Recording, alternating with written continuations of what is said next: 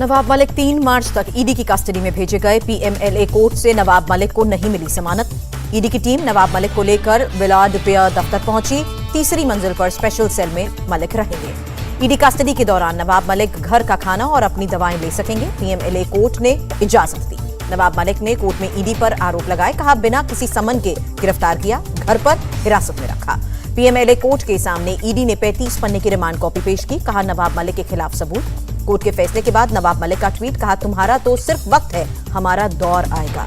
Money laundering मामले में इकबाल कास्कर ने लिया था नवाब मलिक का नाम। दाऊद इब्राहिम की संपत्ति खरीदने का भी आरोप। पूर्व सीएम देवेंद्र फडणवीस का अटैक, बोले नवाब मलिक का काला चिट्ठा सामने आया, ईडी ने सारे सबूत दिए। देवेंद्र फडणवीस बोले ब्लास्ट के दोषी से मलिक ने जमीन खरीदी, करोड़ों की जमीन 30 लाख में ली। गिरफ्तारी के बाद नवाब मलिक का बयान, डरेंगे नहीं, हम लड़ेंगे और जीतेंगे। नवाब मलिक की गिरफ्तारी पर एनसीपी और कांग्रेस की बैठक हुई। सीएम उद्धव से शरद पवार मिले, आगे की रणनीति तय की। संजय राउत ने कहा नवाब मलिक का इस्तीफा नहीं लिया जाएगा। ट्वीट कर लिखा, लड़ते रहें और जीते। कंस और रावण भी मारे गए थे। नवाब मलिक की गिरफ्तारी पर महाविकास अघाड़ी सरकार के मंत्री करेंगे प्रोटेस्ट, गांधी स्मारक पर प्रदर्शन करेंगे। नवाब मलिक की गिरफ्तारी पर उनके समर्थकों का हंगामा और प्रदर्शन। ईडी दफ्तर के बाद समर्थकों की पुलिस से झड़प हुई। कांग्रेस नेता अशोक चौहान का आरोप, केंद्रीय एजेंसियों का दुरुपयोग करके राज्य सरकार को टारगेट किया जा रहा है। महाराष्ट्र के मंत्री असलम शेख ने कहा जहां बीजेपी का शासन नहीं, वहां केंद्र घर से उठाकर गिरफ्तार करती है। मलिक की गिरफ्तारी पर बीजेपी नेता किरीट सोमैया का बयान, उद्धव ठाकरे के सारे घोटालेबाज मंत्री जेल जाएंगे। बीजेपी नेता चंद्रकांत पाटिल ने नवाब मलिक का इस्तीफा मांगा, कहा उद्धव ठाकरे के मंत्री गलत काम में लगे। बीजेपी नेता मोहित कंबोज का तंज, कहा जैसे जैसे लाल गडर खुलेंगे नवाब मलिक के कांड देश के सामने आएंगे। अखिलेश यादव का बयान, बीजेपी बौखला गई है, हार के डर से बीजेपी एजेंसीज का इस्तेमाल कर रही है।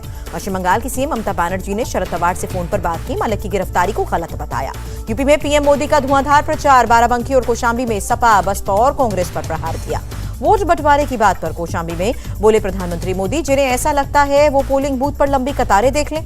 प्रधानमंत्री मोदी का सपा पर अटैक, कहा परिवारवादियों ने गरीबों का राशन लूटा, हम 1 नेशन 1 राशन कार्ड लाए। प्रधानमंत्री मोदी ने विपक्षी नेताओं को बताया मौजपी नेता, बोले कोरोना के समय गायब हो गए, चुनाव आया तो सामने आ गए। बाराबंकी की रैली में अखिलेश यादव पर प्रधानमंत्री का करारा प्रहार, कहा पूरा हिंदुस्तान ही मेरा परिवार। प्रधानमंत्री बोले परिवारवादियों ने यूपी के सामर्थ्य के साथ नहीं किया इंसाफ, परिवारवादी चाहते गरीब हमेशा गरीब रहे। गुरुवार को कांग्रेस के गढ़ अमेठी में प्रधानमंत्री मोदी की रैली, प्रयागराज में भी जनसभा को संबोधित करेंगे। सीएम योगी ने सपा और बसपा का चिट्ठा खोला, कहा सपा के समय 700 और बसपा के समय 364 दंगे हुए। यूपी के सुल्तानपुर से सीएम योगी का दावा, रुझान बता रहे हैं सपा का सुपड़ा साफ हो रहा है। अमेठी की रैली में गायों को लेकर सीएम योगी का बड़ा बयान, कहा गौ माता को कटने नहीं देंगे, अवैध बूचड़खानों को खुलने नहीं देंगे। सीएम योगी का किसानों को भरोसा, बर्बाद नहीं होने देंगे फसल। बेसहारा गाय पालने वालों को 1000 रुपए सरकार देगी। आवारा जानवरों की समस्या पर प्रियंका बोली, किसान रात रात भर जाग कर फसल की रखवाली कर रहा है, सीएम ने नहीं निकाला कोई समाधान। बीजेपी अध्यक्ष जेपी नड्डा का अटैक, कहा यूपी के बम धमाकों में जौनपुर और आजमगढ़ 2 आतंकियों को पकड़ा था, जिन्हें अखिलेश ने छोड़ा। बीजेपी अध्यक्ष जेपी नड्डा का वादा, कहा सरकार बनी तो 7 लाख नौकरियां और कॉलेज जाने वाली लड़कियों को स्कूटी देंगे। जेपी नड्डा बोले कांग्रेस और सपा ने राम जन्मभूमि केस को लटकाने का काम किया, आज खुद दोनों पार्टियां लटकी और भटकी पड़ी हैं। यूपी के कुशीनगर से राजनाथ ने योगी सरकार की तारीफ की, बोले 5 साल में यूपी की अर्थव्यवस्था 21 लाख करोड़ रुपए तक पहुंची। लखनऊ में वोट नहीं डाल पाए मुनव्वर राणा, कहा मेरा नाम वोटिंग लिस्ट से हटाया गया। राष्ट्रीय किसान मंच ने यूपी चुनाव में समाजवादी पार्टी को समर्थन देने का ऐलान किया। यूपी के चौथे चरण में 60% से ज्यादा मतदान हुआ, सबसे ज्यादा पीलीभीत में करीब 68% वोटिंग हुई। वाराणसी दौरे पर प्रबुद्ध वर्ग जन संवाद कार्यक्रम में शामिल हुए बीजेपी प्रदेश उपाध्यक्ष AK शर्मा। कैंट क्षेत्र में चलाया जनसंपर्क अभियान, काशीवासियों की आशा और विश्वास है प्रधानमंत्री मोदी। गृह मंत्री अमित शाह ने मणिपुर के चुराचांदपुर में डोर टू डोर कैंपेन किया। असम के सीएम भी मौजूद रहे। अमित शाह का दावा, नॉर्थ ईस्ट में आतंकी संगठनों से जुड़े 9,500 युवाओं ने सरेंडर किया है, कहा 5 साल और दीजिए, कोई युवा हथियार नहीं पकड़ेगा। आम आदमी पार्टी का चुनाव आयोग को लेटर, पूरे पंजाब में ईवीएम की सुरक्षा बढ़ाने का अनुरोध किया। हर्षा मर्डर केस में अब तक 8 गिरफ्तार। गृह मंत्री अरगा ज्ञानेंद्र बोले दोषियों के खिलाफ सख्त कार्रवाई होगी। शिवमोगा में कानून व्यवस्था कंट्रोल में, रैपिड एक्शन फोर्स और पुलिस ने मिलकर पूरे शहर में पेट्रोलिंग की। चंडीगढ़ में बिजली विभाग के कर्मचारियों ने अपनी हड़ताल वापस ली। प्रशासन ने बताया ज्यादातर इलाकों में बिजली की सप्लाई बहाल हुई। सांसद गुरजीत औजला का पंजाब के डीजीपी को खत, बोले नशा विरोधी अभियान शुरू करने का समय। गुजरात में कोयला घोटाले को लेकर राहुल गांधी का पीएम मोदी पर अटैक। ट्वीट कर कहा 60 लाख टन कोयला गायब, पीएम कुछ कहेंगे? जम्मू कश्मीर के शोपियां में लश्कर-ए-तैयबा के 2 आतंकी गिरफ्तार हुए। एक एके राइफल और 24 राउंड गोलियां भी बरामद की गई। ऑफलाइन ही होंगे 10वीं और 12वीं के बोर्ड एग्जाम, सुप्रीम कोर्ट ने खारिज की रोक लगाने की मांग। विदेश मंत्री एस जयशंकर का बयान, भरोसे पर आधारित भारत फ्रांस संबंध अचानक आए बदलाव से मुक्त रहे, बेहतर विकल्प बनाना मकसद। एशिया इकोनॉमिक डायलॉग में बोले विदेश मंत्री, पहले हम पड़ोस की सोचते, निवेश से अर्थव्यवस्था बढ़ेगी, नौकरियां भी आएंगी। यूके में इंडियन एयरफोर्स दिखाएगी अपनी ताकत, 6 से 27 मार्च तक युद्धाभ्यास करेगी। 5 LCA तेज लड़ाकू विमान भी हिस्सा लेंगे।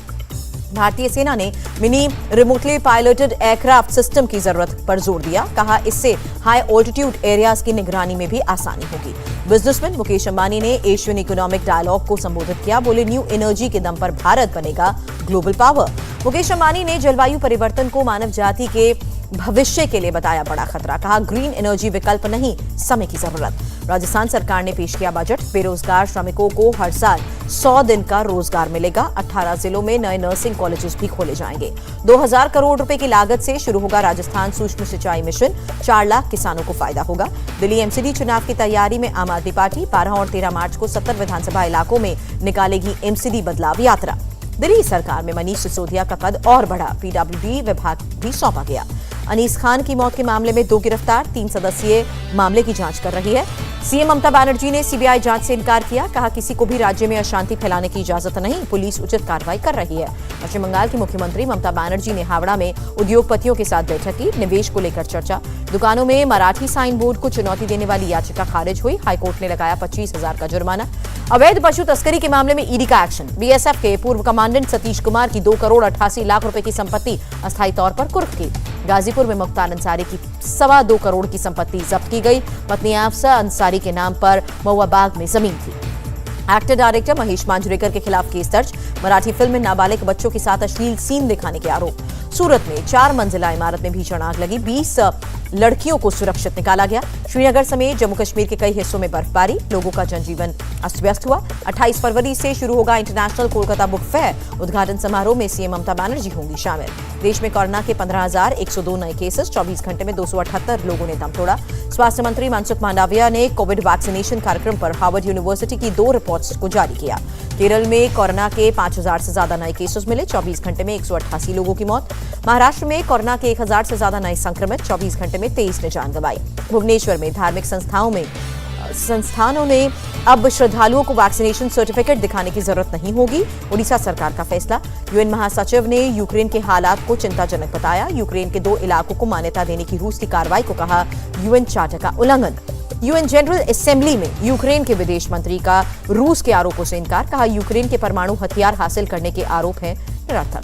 जो बाइडेन ने साफ किया, रूस से जंग नहीं चाहता है अमेरिका, लेकिन हम अपने साथियों के साथ हैं और नेटो की हर एक इंच जमीन की रक्षा करेंगे। यूक्रेन के राष्ट्रपति का बयान, पूरे यूरोप की सुरक्षा का भविष्य यूक्रेन के आने वाले दिनों से तय होगा। यूक्रेन के राष्ट्रपति ने कहा, मेरा मानना है रूस को उन देशों में होना चाहिए जो सुरक्षा की गारंटी दे। अमेरिका के प्रतिबंधों से रूस भड़का, कहा अमेरिका को भी इसका खामियाजा भुगतना पड़ेगा। रूस ने यूक्रेन से अपने दूतावास के कर्मचारियों को निकालना शुरू किया, कीव से वापस बुलाया डिप्लोमेटिक स्टाफ। इमरान खान रूस के 2 दिन के दौरे पर रवाना हुए, 2 दशक में किसी पाकिस्तानी पीएम की पहली रूसी यात्रा। अमेरिका के ओटाहा में 2 हेलीकॉप्टर दुर्घटनाग्रस्त हुए, बर्फीले तूफान में फंसने की वजह से हादसा, कोई हताहत नहीं। रूस और यूक्रेन टेंशन के बीच शेयर बाजार में गिरावट जारी, सेंसेक्स में 69 अंकों की गिरावट, तो निफ्टी 29 पॉइंट नीचे बंद हुआ। अमेरिकी डॉलर के मुकाबले रुपए की कीमत में 27 पैसे की बढ़त दर्ज की गई, एक अमेरिकी डॉलर की कीमत 74 रुपए 57 पैसे पहुंची। सोने की कीमत में 126 रुपए प्रति 10 ग्राम की बढ़त दर्ज, चांदी की कीमत स्थिर रही। श्रीलंका से मुकाबले से पहले रोहित शर्मा का बयान, तीनों फॉर्मेट की कैप्टनसी मिलना बड़ा चैलेंज। टीम इंडिया के बिजी स्केड्यूल पर बोले रोहित शर्मा, मैनेजमेंट कर रहा है वर्कलोड को मैनेज करने का काम। भारत और श्रीलंका के बीच T20 सीरीज का पहला मुकाबला 24 फरवरी को लखनऊ के एखाना स्टेडियम में खेला जाएगा। श्रीलंका के खिलाफ T20 सीरीज से पहले टीम इंडिया को झटका, सूर्य कुमार के हाथ में हेलाइन, चाहर को हेमस्ट्रिंग। टीम इंडिया में 2 महीने बाद रविंद्र जडेजा की वापसी, कहा फिटनेस पर जमकर काम किया। T20 वर्ल्ड कप से पहले कोच राहुल द्रविड़ का नया प्लान, सभी खिलाड़ियों का एक बैकअप तैयार किया जा रहा है। रोहित शर्मा को कोहली के कोच राजकुमार शर्मा की नसीहत, मैदान पर शांत तरीके से खेल भावना का प्रदर्शन करें। ऑस्ट्रेलिया के पूर्व allrounder Shane Watson Delhi Capitals के कोचिंग स्टाफ में शामिल हुए। प्रधानमंत्री मोदी ने भारत के युवा ग्रैंड मास्टर प्रज्ञानंदा को बधाई दी, कहा उनकी सफलता पर हमें गर्व है। आलिया भट्ट की फिल्म गंगूबाई काठियावाड़ी को मिली बॉम्बे हाईकोर्ट से राहत, दोनों याचिकाएं रद्द हुई। टाइगर श्रॉफ ने बड़े मियां छोटे मियां में काम करने पर खुशी जताई। अक्षय कुमार को बताया original action star. Salman Khan होंगे अबू धाबी में आईफा अवार्ड 2022 के होस्ट। रितेश देशमुख संभालेंगे को होस्ट की जिम्मेदारी।